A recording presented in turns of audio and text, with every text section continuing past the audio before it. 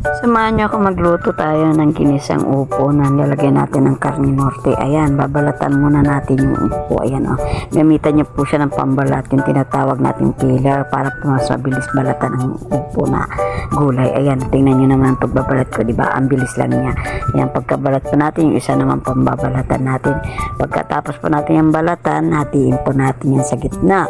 Kasi po tatanggalan po natin yan ng mga buto. Ayan, oh, hiniwa-hiwa ko na po yan.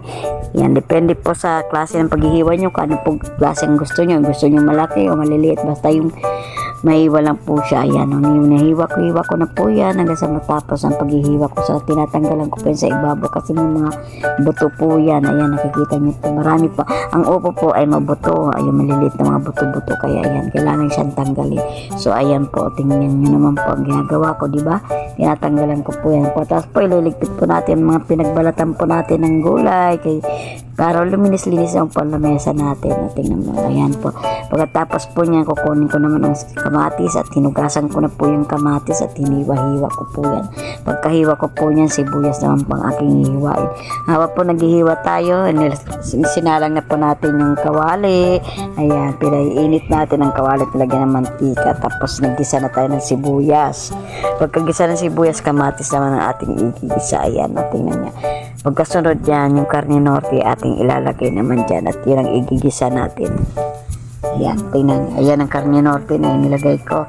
Ayan, magbabawas lang po ako ng karne norte dyan kasi hindi po lahat ng karne norte ilalagay ko sa gulay kasi po yung aking bunso po ay hindi po kumakain ng karne norte na nilalagay ng gulay. Kaya ayan, sinantabi ko muna po saglit yung kamatis tsaka yung sibuyas. Ayan, oh.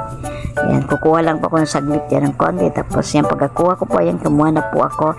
Ilalagay naman po natin yung gulay na upo.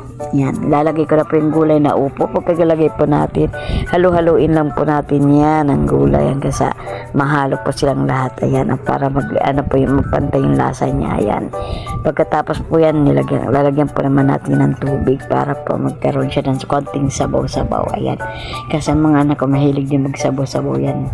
Tapos lagyan natin ng konting toyo, yun po yan, pampalasa din po yan. Ayan, pagkalagay po natin ng toyo, ayan, tatakpan naman natin, haluin muna natin po yan bago natin, para pantay po yung kulay po ng toyo doon sa gulay. Ayan, halu-haluin po natin sa katatakpan natin. Ayan, binuksan na natin ang gulay. Tingnan yung itsura ng gulay ko, maluluto na po siya, ano na po siya, para po siyang ano na, matoyo-toyo na matoyo-toyo, may toyo.